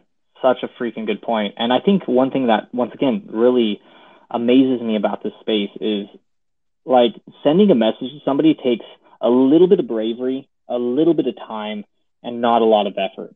but like what those conversations could lead to could literally change your life. And from my experience in crypto, people are very receptive and they might miss your message. Now, don't misinterpret that as them ignoring you. Like, some people are really busy in the space. And honestly, dude, I have messages slip by me all the time. And it's not because I'm trying to ignore people. It's because I didn't see them. I didn't get to them, that sort of thing. But crypto is really special because people like will reach out to you, because the thing is, it's like we all had help getting started and people are really eager to pay that forward. Like a really anecdotal story. The other day I had a guy reach out to me and he's like, dude, I want to be an analyst. I heard you're an analyst. Like, how do I get started? And I'm not trying to pat myself on the back here, but I was like, dude, here's my calendar, whatever, however you say that word. It's a tongue twister, right? But I sent him that. We jumped on a call. Great dude. I made an intro and he might be working as an analyst now, and that's paying it forward. And like, people are so kind in crypto. Like, don't be afraid to take that little bit of time and like muster a little bit of bravery, because it could change your life, you know, because we're in a really special time in crypto right now where communication's open, people are willing to talk to you. So don't be afraid to reach out is what I would say. Yeah. Just to add my 2 cents on this, since we're kind of going around the room on this, but I honestly, like, I've lost count on how many projects, teams, companies that we've brought onto the base space. And so many of them said, yeah, like, reach out. We need help. Like, we need people. So they're looking. Why not shoot your shot? Yeah, 100%, man.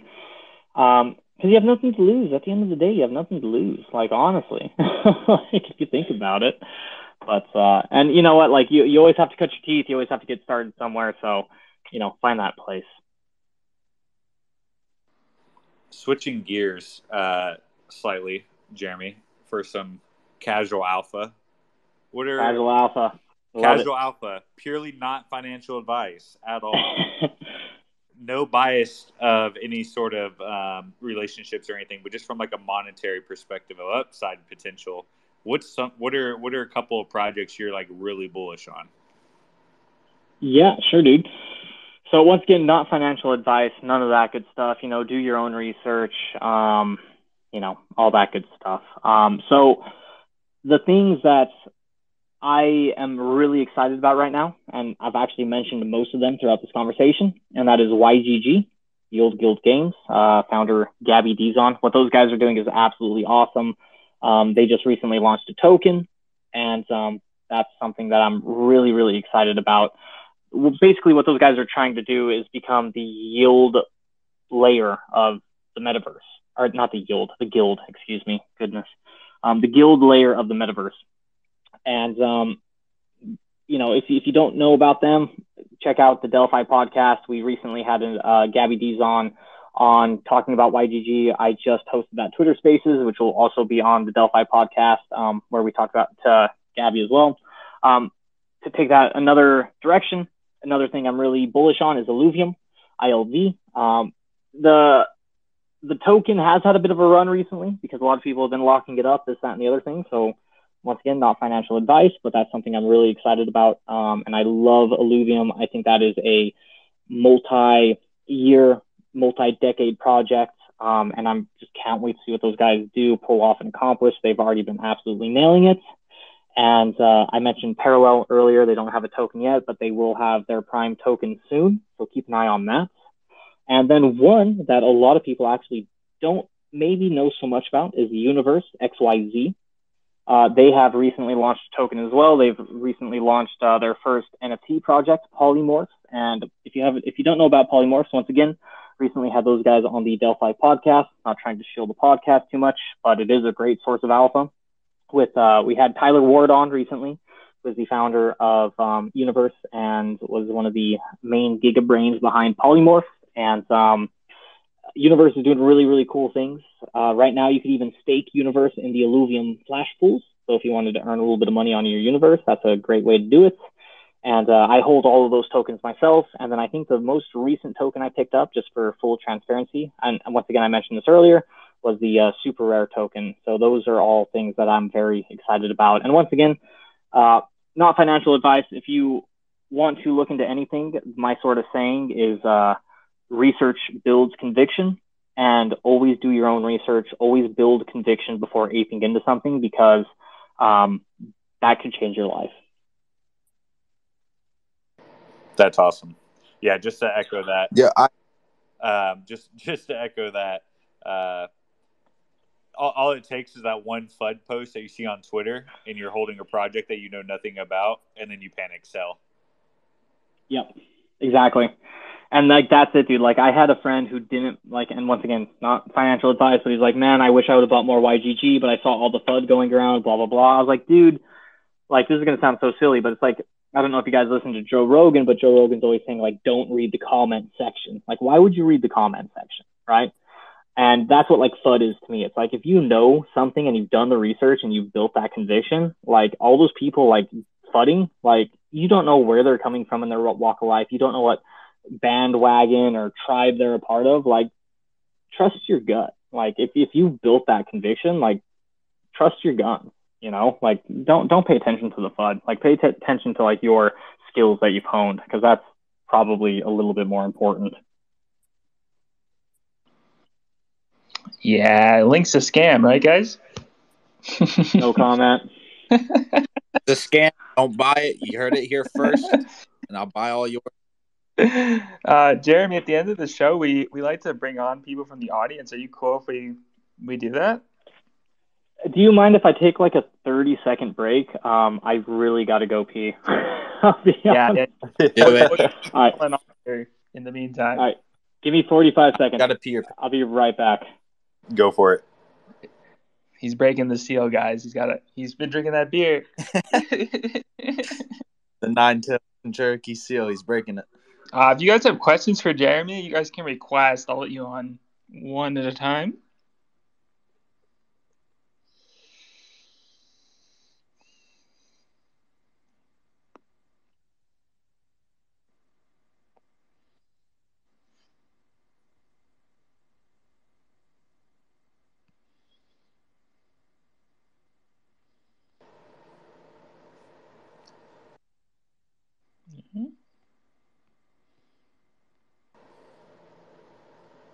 I saw Captain requested. I did too, but I guess he dropped. Yeah, he dropped off. Hey guys, can you hear me? Hey, not a whole lot. Thanks for picking me. So I work for Walt Finance. I'm the business development manager. We're an all-in-one DeFi protocol, and I'm obviously been really interested in NFTs for a while, and so I'm trying to help make that connection between DeFi and NFTs, specifically play to earn NFTs. We've recently made a big announcement regarding that, but I was just kind of interested in how you guys saw DeFi protocols integrating with play to earn, yield farming, all that sort of stuff. I can start with this. It may not be exactly what you're looking for. I'm trying to think. It's on the tip of my tongue. Visor, is it Visor? They're doing an interesting thing where I believe you can put up your NFT and then as like liquidity and have access to money without actually selling your NFT. So I don't know if that's like right exactly what you're getting at, but I would like to kind of see that grow. Because I think you could see a lot of value start to flow into DeFi if you do that in a right way. Because a lot of these people who are aping into these NFT projects, it's on paper and that money's locked up. They can't really do anything with that money because it's gone. So it'd be really interesting to see some use cases enabled to where you can have these like NFT vaults, and then you can have your liquidity to go and say like park it in DeFi, or if you want to farm stables, or if you want to go and buy like another lower tiered NFT picture, whatever it may be. But that's like one area in particular that I'm interested in seeing develop. Yeah, and I guess for me, it was mainly obviously the games, like everyone else, including Axie Infinity, since that was part of the project we launched, was a scholarship program. But, I think there's a lot of opportunity for DeFi protocols to help users generate yield, especially if the game developers are just focusing on doing what they do best and creating the economies in the games. But I don't see that a lot of people are kind of focusing on the farming aspect or the DeFi side of things. And I think it'll play an integral role in the future. I mean, and also it kind of creates an interesting dynamic, right? Because then you bring in a whole nother ecosystem of holders that are focused on the DeFi aspect of the token. And, with that, if they're locking that token up in pools, that's creating like further scarcity, which is appreciating the value as the demand is growing for the token itself. Yeah, for sure. And I think like that's one of the beauties about play to earn is like you really get that intersection between DeFi and gaming to where there's room for everybody. Like you don't even have to play Axie Infinity or Illuvium like once staking is enabled. You could just partake in the economic system without ever having to play the game. And I love that there's a place for everybody in those different sorts of ecosystems. And I think in the future as well with like quality gaming projects, you'll see that more and more. Thanks, guys. I appreciate it. Absolutely, man. Thank you for coming up. Thanks, Walt. Anyone else from the audience have questions? I'll give it another second or two. You guys can request. I'll let you on. While you guys are requesting, I feel like I'm 50% better able to answer questions after taking that little restroom break, so appreciate that. But yeah, anything. It always feels right when you got the full tank, then you're done, and you sit down. It just feels so good. You can do anything. Yeah, it's like you took your belt off, like. But yeah, no. Anybody out there in the audience, we could talk about play to earn. We could talk about venture funds. We could talk about how you find your space. Like anything that might interest you guys, hop on up. Oh, somebody's driving. Somebody Twitter space and driving. Irresponsible. Hi. What's up? What's up, man? Kakashi? Kakashi. What's up, man? What's up, dude? Really appreciate your insights. Curious, with your background as an analyst, kind of just what criteria do you use, or is there any like red flags that you have kind of in your mind when you're sifting through projects to kind of separate the good from the bad? Thanks. Man, great question. So yeah, no, absolutely, dude, 100%. So some of the, to answer that question, I guess I could just talk about some of the general things that we look for in projects, and that is good tokenomics.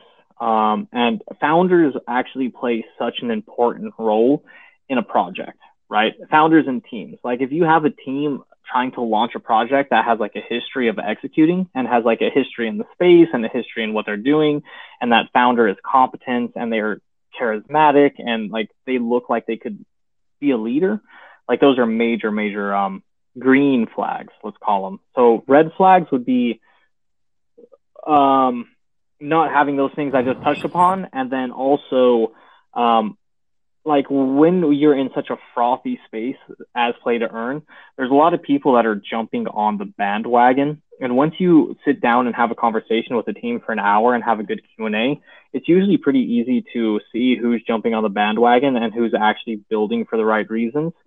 So that's something that we always definitely look for. And then also like community management and even valuation, like that's a huge thing as well. Like, like are people greedy? So there's a lot of different things that come up in these different conversations. Awesome. Yeah. No, I agree that you got to look for like the teams that kind of have passion behind it, that have the long-term vision, because there's so much saturation with people just trying to capitalize on the moment. So yeah.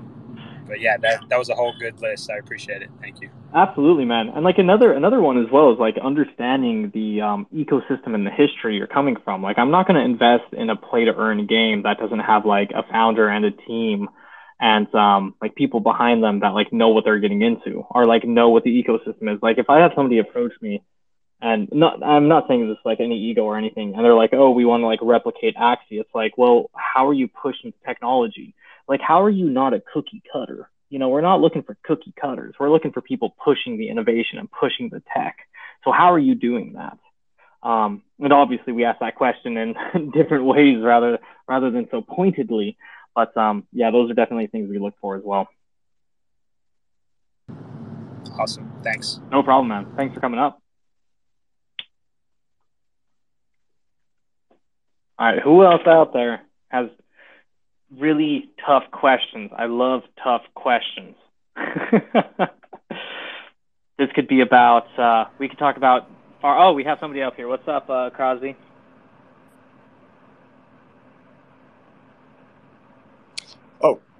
Hey guys, sorry, I didn't realize my mic was on.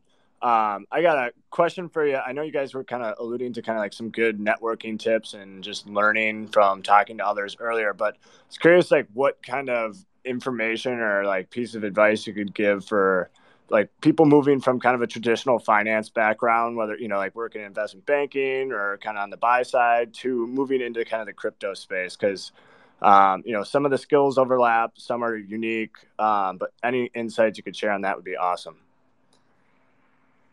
You know what? I'll open that up to you guys first.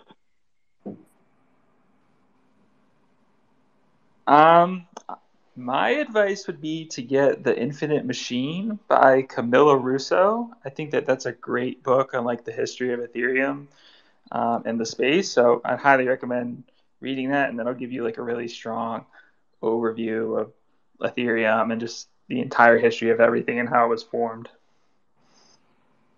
Okay. Yeah, I'm reading that right now. And I guess it's more, I've been involved in the space, and I guess for like others too that are familiar with it, just kind of like if you have a good understanding of it, like how can you like get involved with a certain protocol, or how can you, make yourself more marketable to crypto firms, I guess, if that makes sense. Man, it's gonna sound so cheesy and stupid to say this, but jump in the Discord, get involved. Like honestly, it's seriously, it's so cliche to say, but like jump into Discord, and it's not like don't like subtly flex. You know what I mean? Like answer questions in a intelligent way, field opinions in a nuanced way, and like just be active, And that just goes to the point of like always be networking. Like I literally think one of the most important things you could do in the space is networking, and it goes to like what your parents would say. Like it's who you know. Like one of the coolest things, and once again I say this humbly, it's not a flex. It's like I love that like I could get into contact with like any play to earn person I wanted to, and that's because of that. It's making yourself valuable. Like if you have insight that you think isn't being shown in the space, like give people that insight, like don't be afraid to put yourself out there, but put yourself out there confidently. I don't know. That's a super generic answer, and I apologize for that. Yeah, no, just to build off that, as someone who hasn't taken a job in this space, but like who knows what is open down the line. My advice would be just to build like a community presence. And similar to what Jeremy is saying, just kind of network, but like in a natural way where it's kind of you're adding your 2 cents of knowledge, you're combining it in the ecosystem to bring value to other people. I think through that you'll naturally make connections, and whether or not those connections you make will be your employer, or maybe there'll be somebody that will introduce you to somebody that needs help. You never know who knows who. And like Jeremy was saying earlier, like this is a really small industry. And I would say the vast majority of the industry is one mutual connection away from just about connecting everyone. So that would be my general, like 2 cents.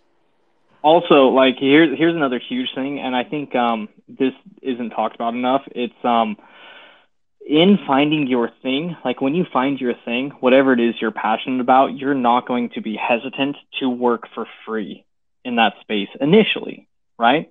And like that like it's like incentives are great, but like if you could find that thing that like you are happy to work on for free, and people see that, like that will lead to opportunities as well. It's like being able to grind on that free thing and feel fulfilled doing that to lead to that more golden road, I guess, which is a bad analogy, but I think you see what I'm getting at. And it's like showing your values in an altruistic way, and in a way that helps build things at the same time. Mm-hmm. Awesome. Well, that was all very helpful. Appreciate the time. Absolutely, man. Thanks for coming on, Crosby.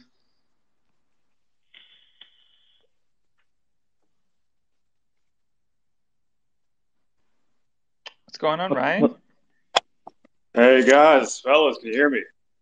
Yes, sir. Yes, sir. Hey, what's up, fellas?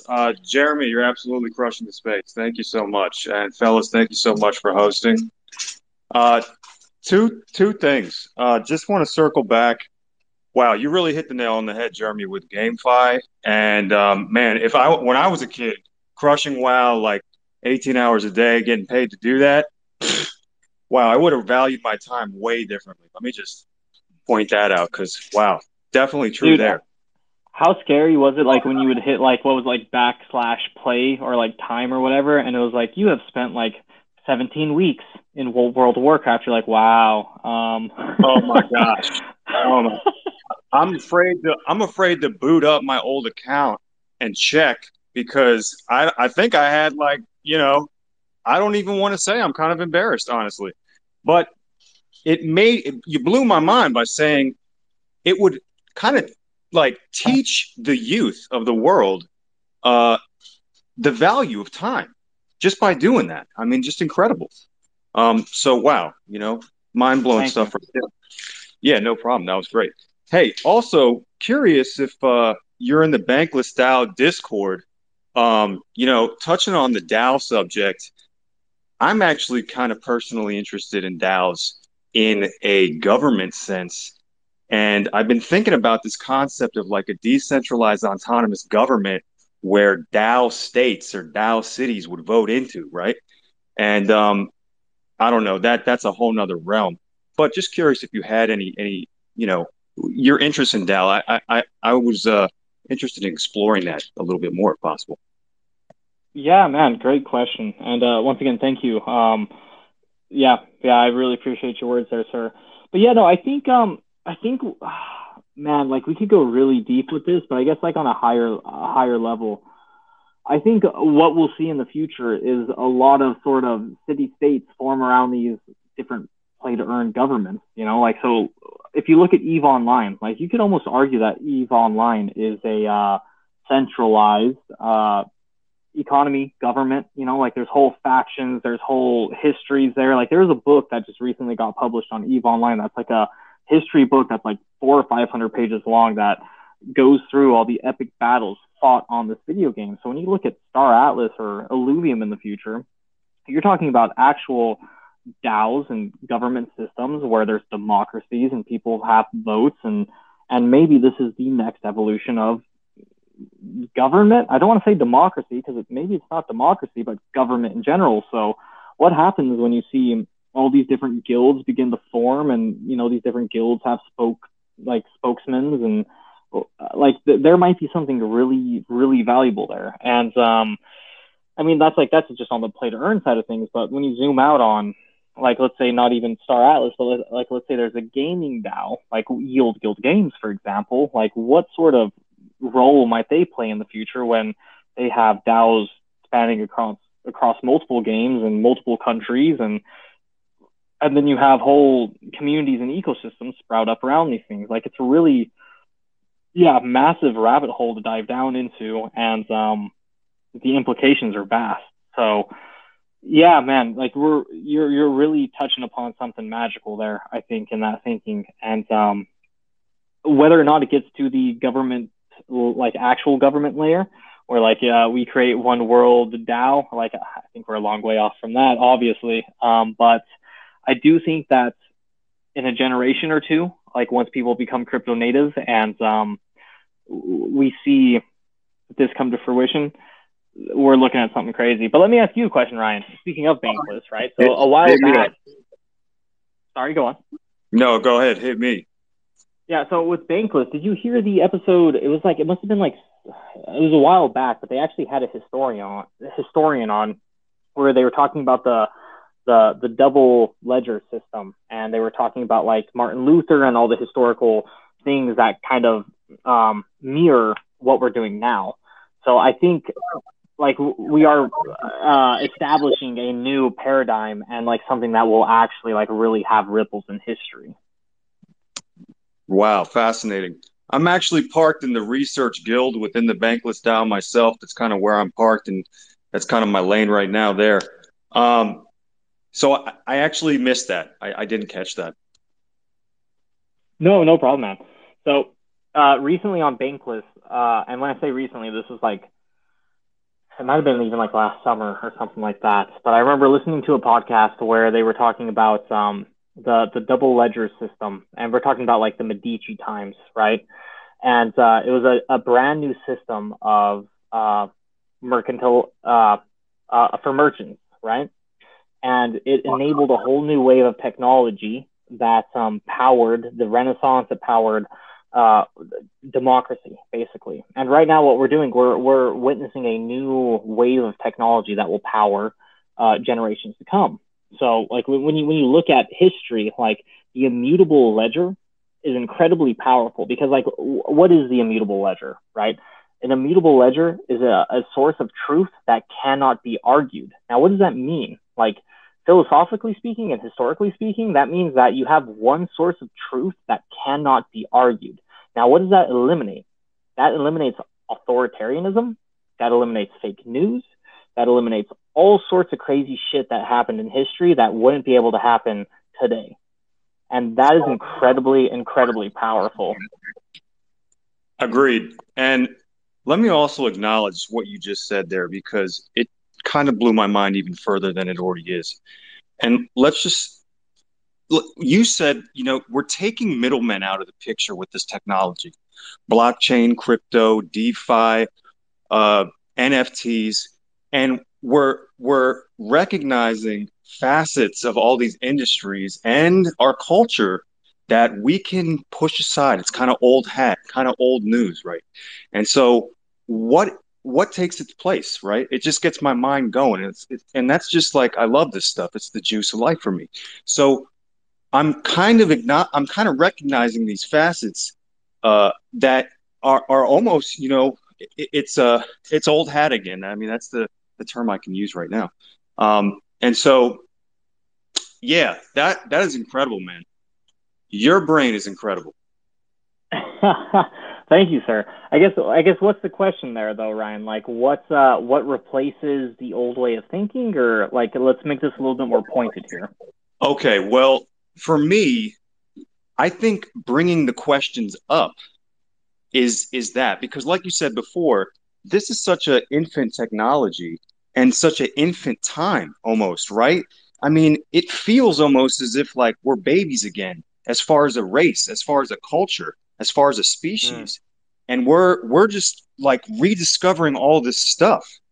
And we're discovering new stuff. And so we're taking these middlemen out. I mean, especially with DeFi, we're taking the big banks out of the picture. We're becoming banks ourselves, just as an example there. But like all these different parts of life and this experience that we're all in, and it's allowing us to kind of reorganize it as we see it and as we experience it.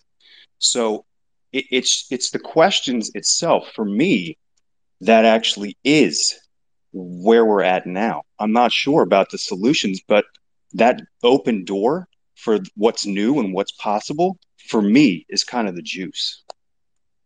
I love it, man. So I'll just kind of rant here for a second.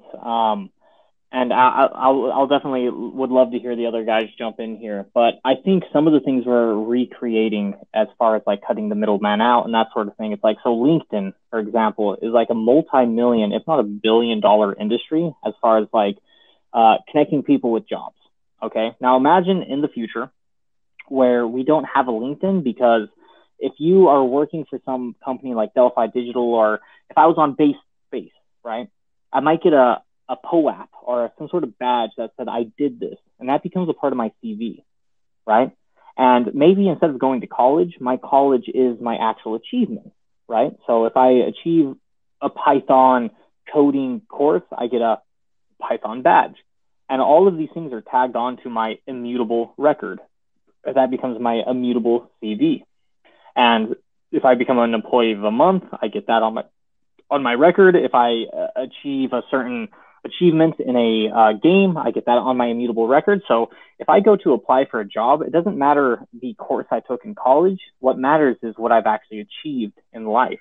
And that is taking out the middleman of college, right? And maybe that extends further into the future where, you know, we don't have a credit score, but we have like a, what is it, like a DGen score, I guess, but in a more sophisticated kind of way, right? And so when you begin attaching all these things to your social profile, this is where things become really interesting, because then you become a person based upon your merits, and it kind of separates the wheat from the chaff. Now, something that's really fascinating about crypto is the way I found my job through Delphi Digital was by applying myself and through some of the things I just talked about, but I didn't have those things attached to my social profile, let's say. And now don't have a knee-jerk reaction where like we have these social scores. It's not 1984. This isn't communist China. This is an immutable ledger, right? Maybe college isn't the correct way to go. Maybe it is. I don't know. I'm not making a statement there or anything like that. But like we are disrupting many, many industries. And when you begin to apply like this universal basic income on top of that, and you do cut out the middleman, like you're saying, we are entering into a new paradigm.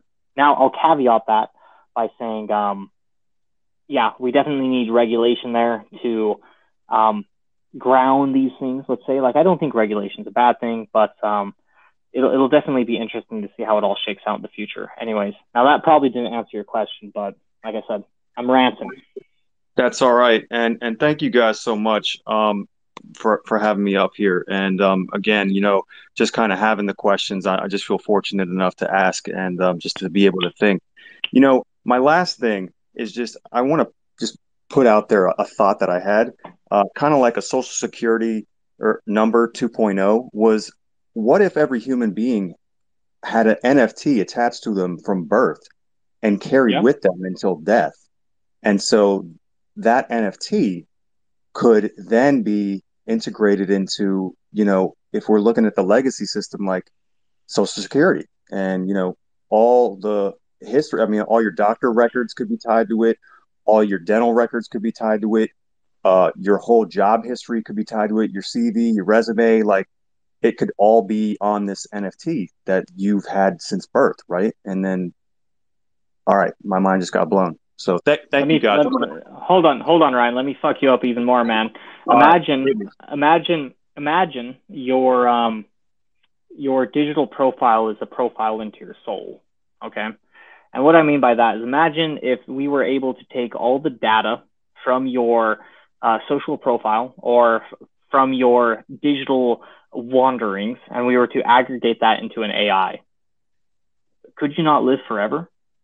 Like if we could know all of your habits, if we could know all of the things you've searched for, if we could compile all of the chats you've ever been in, all the messages you've ever sent, is that not a piece of your soul? If we applied an AI to that, if we applied machine learning to that, could you not live forever? And does not all those things being on chain allow something like that to happen? The way I look at Instagram or all these different centralized social medias right now is like, how amazing is it to think that when we were looking at our grandparents, we had very little access into their lives because it was a shoebox full of pictures. And if you're lucky with your grandparents, you had like one shoebox, you know, like more pictures are taken every single day than like all of human history combined. Now imagine your shoebox for your grandparents are your entire digital thumbprint. And now imagine what that enables your children and grandchildren to do. It's very Black Mirror. And maybe it's a beautiful thing, maybe it's a scary thing, but like that is a future that doesn't look unfathomable to me. So excellent, brother. And it makes me think of that show on Netflix. I don't know if anybody in the space has seen it, called Upload. And as long as I don't have to call my girl from the ether to put money in my commissary, I'm cool with that. But if you've seen that show, you know what I'm talking about. But what a mind thing that was, and great. Thank you for that, Jeremy. Anytime, man. Anytime. Thank you for coming up, sir. Thanks for coming on, Ryan. Always good. Yeah. Thank you, guys. I'll step down. Thank you, guys. Thank you very much. No problem, sir. Ooh, I think that's a wrap, guys. Yeah.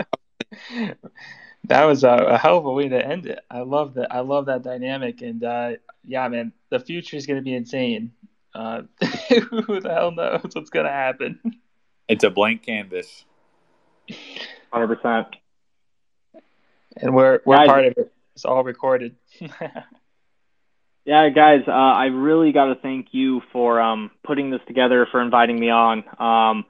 Seriously, you know,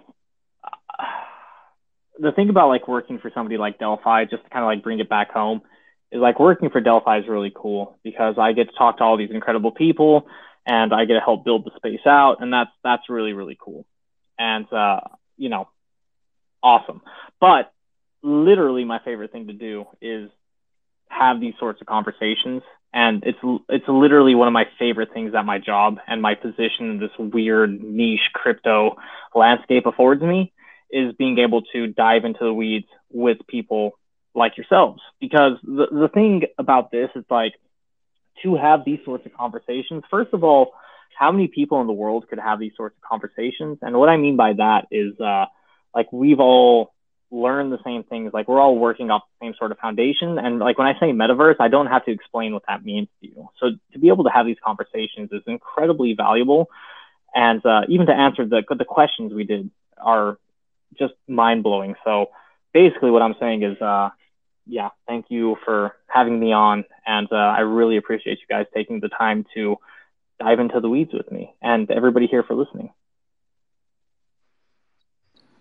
Jeremy, we definitely appreciate you coming on, man. Honestly, this is one of our more boast-based episodes recently. Really just going from how you can be young and literally play to earn in your way into the digital economy. Like, you don't even have to, you know, have any qualifications. You literally just have to play. Like, and I think that's a super cool aspect to really just life. I mean, ever since COVID lockdowns, let's be honest, it's been kind of rough on a lot of people. Kind of on what they want to do or how they spend their time, and I think these play to earn games could really benefit some people. Yeah, well, thank God for COVID for allowing crypto to flourish, right?